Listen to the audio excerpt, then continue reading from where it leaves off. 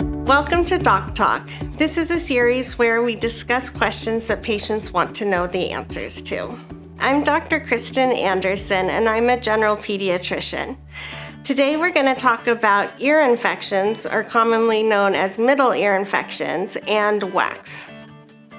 So a viral infection is usually an upper respiratory infection that causes sore throat, it can cause coughing, it can cause runny or stuffy nose, and those are part of a viral infection. Where a bacterial infection is one that bacteria gets it takes an opportunity to sneak its way into the body after the viral illness, and then that's how it gets into the ear. And the model, this ear here, kind of shows how the bacteria gets in. So in your ear here, you've got the outer ear, which is what you can see in the skin there, and then you have your eardrum, and behind the eardrum is where you get the infection.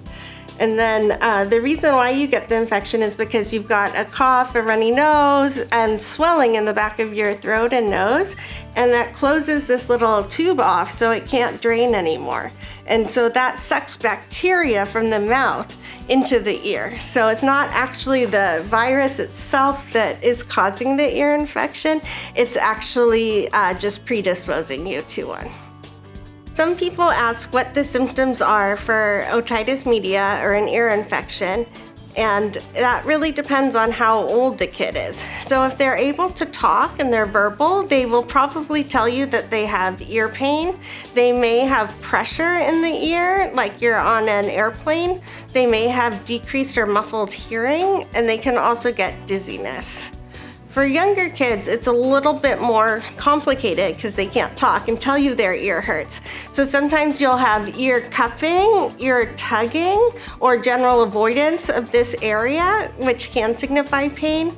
You can also get, or the children can also get extreme fussiness and irritability, and that interferes with them sleeping and with them eating. So any child that looks unwell should come in. And also with both of those, a fever is also an indication to come in. So the majority of ear infections we treat with oral antibiotics, such as amoxicillin, or if you have a penicillin allergy, an alternative to that kills the bacteria inside the middle ear. Your doctor will typically prescribe 7 to 10 days of antibiotics, and often parents have the question of, can I stop the antibiotic once the symptoms have improved? But you actually want to finish the whole course of the antibiotics to prevent resistant infections. I also do recommend when you're taking antibiotics to take a probiotic, because you can get an upset stomach from the antibiotics, and the probiotics can put back the good bacteria that the antibiotic killed. So that though, you want to wait at least 2 hours from the time of the antibiotic to the time of the probiotic.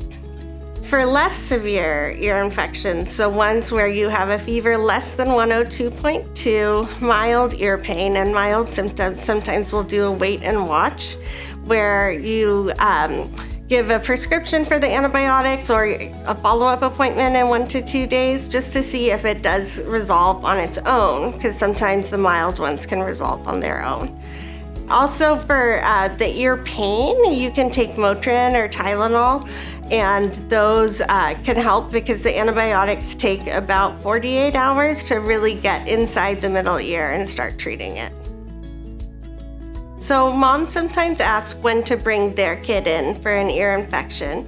So I would recommend really any ear pain in a child is sort of unusual. So I would bring them in just for the ear pain, but they need to come in right away if they have a fever greater than 100.2. Rarely, ear infections can cause the tympanic membrane or the eardrum to rupture, and that can cause fluid to leak out of the ear, so you'd want to come in for that. And then finally, ear infections can very rarely spread to the bone behind your ear and your skull, and that would present as swelling in this area. And that the parents need to take them to the ER for that, because that's an emergency. For Doc Talk, I'm Dr. Kristen Andersen, and here's to your health.